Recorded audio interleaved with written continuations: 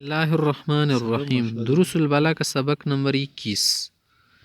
قیود کا بیان چل رہا تھا کہ ہم کسی کلام کو جب مقید کرتے ہیں تو مفعیل خمسہ کے ذریعے سے، نواسخ کے ذریعے سے، افعال مقاربہ وغیرہ کے ذریعے سے، حال تمیز وغیرہ کے ذریعے سے، توابع کے ذریعے سے، توابع میں صفت کا بیان ہو گیا۔ اب آگے ہے عطف بیان۔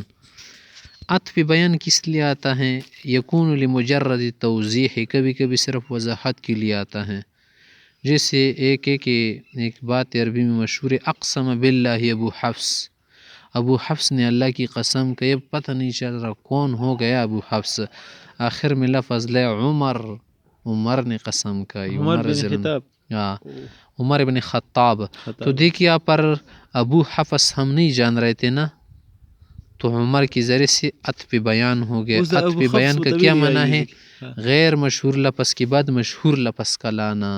بالکل۔ حفص کا کیا معنی ہے؟ حفص ابو حفصہ، اس کو بھی کہتے ہیں حفصہ، اس کی بیٹی تھی وغیرہ، ابو حفص ویسے ایک نام ہے۔ حفص شیر کو بھی کہتے ہیں۔ او للتوضیح مع المدح، کبھی کبھی وضاحت کے لیے آتا ہے، ساتھ ساتھ مدح بھی ہوتی ہیں۔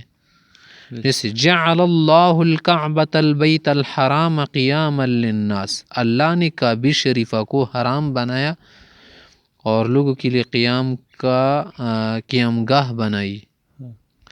تو دیکھیے پر جعل اللہ الکعبۃ البیت الحرام، یہ کیا ہوگی؟ اس کی وضاحت بھی ہو گئی، مدح بھی ہو گئی۔ قیام للناس، کیا لوگ کیا کرتے ہیں؟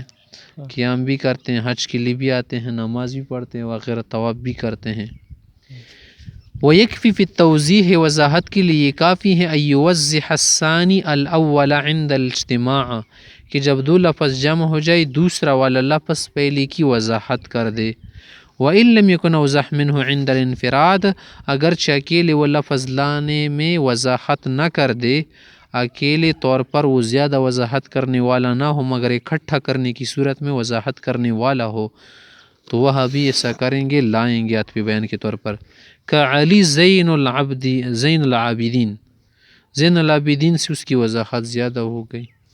والعسجد، یعنی الذهب، سونے کو کہتے ہیں عسجد، تو دیکھیے آپ پر وضاحت ہوگی۔ ایک اور ہے ہمارے پاس تعبیر عطف النسق۔ عطف النسق یکون للاغراض التي تؤديها احرف العطف، عطف کے ذریعے سے جو کیا ہوتا ہے وضاحت ہوتی ہے یا تابع بنتا ہے، اس کو کہتے ہیں عطف النسق۔ تو عطف النسق بھی ان اغراض اور مقاصد کے لیے کیا جاتا ہے جو حروف عاطفہ کے ذریعے ادا ہو، جیسے ترتیب مع التعقیب فی الفا، فا کے ذریعے سے ہم عطف کرتے ہیں نا، تو اس سے کیا مطلب ہوتا ہے کہ ترتیب مع التعقیب، ترتیب بھی ہوتی ہیں، تعقیب بھی ہوتی ہے۔ ترکیب کا کیا معنی ہے؟ ایک شے دوسرے شے کے بعد ہوتی ہے، مگر ترتیب کے زید آیا خالد آیا، معنی زید پہلے تھا خالد بعد میں تھا، ترقی بھی ہے نا، ترکیب ساتھ ساتھ اور ترتیب بھی ہے۔ ومع التراخی فی ثم، اور ثم میں کیا ہوتا ہے؟ تراخی ہوتی ہیں، جیسے جاء زید ثم خالد، ترتیب میں زید پہلے ہیں خالد بعد میں، اور تراخی بھی ہے۔ ایک اور تابع ہے بدل۔ بدل کا کیا معنی ہے؟ پہلے جو لفظ آپ نے بولا اس کے بعد دوسرا لفظ آپ لائے، اس کو کہتے بدل۔ اکثر کلام میں جو مقصود ہوتا ہے وہ بدل ہوتا ہے، مبدل منہ توطیع و تمہید کے لیے لایا جاتا ہے۔ یکون لزیادت التقریر والایضاح، زیادہ تقریر اور وضاحت اور ایضاح کے لیے ہم بدل لاتے، جیسے قدم ابن علی، میرا بیٹا علی آ گیا، یہ بھی کس طرح قدم علی، علی آ گیا، لوگ کو پتہ ہے کہ علی اس کا بیٹا ہے۔ اس نے کہا قدم ابن، میرا بیٹا کے کون؟ علی آتا ہے۔ اس نے سارے کہا میرا بیٹا خالد آ گیا، تو خالد بھی تمہارا بیٹا ہے، اور جو تو نے کہا کہ میرا بیٹا آ گیا وہ بھی آیا، لیکن فائدہ یہ ہوتا ہے نا کہ اس میں مرفعان وغیرہ داخل نہ ہو۔ فی بدل الکل، یہ بدل کل کے لیے ہیں۔ اس طرح کہتے وسافر الجند اغلبہ یا اغلبہ، اکثر لشکر سفر پہ گیا۔ سافر الجند اغلبہ، اغلب منع فی بدل الباز، بدل باز ہے، بدل باز میں باز ہوتے ہیں نا، باز کام نہیں ہوتے، یعنی باز ہو گئے باز نہیں ہو گئے، لشکر کا ایسا ایسا سفر میں روانہ ہو گیا، سب نہیں۔ نفعنی الاستاذ علمہ، استاذ کے علم نے مجھے پیدا دیا۔ مجھے استاذ نے علم دیا، نفع دیا، مانا استاذ سے پورا نفع آپ نے نہیں لیا، کیونکہ پورا استاذ تمہارے سر پر تو نہیں لیٹا ہے نا، علم سے آپ نے اس کا فائدہ اٹھایا. تو پھر بدل الاستعمال، اس کو بدل استعمال کہتے ہیں.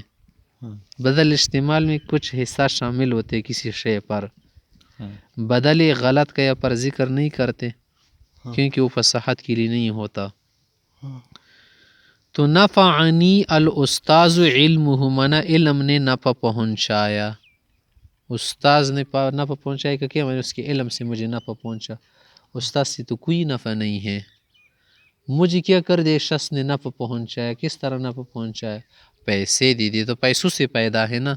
پیسے آپ کا لے خرچہ وغیرہ کر لو، اس سے کیا پیدا؟ اس کو آپ کہہ سکتے ہیں مڑے پکی پری کوا لیشی نا.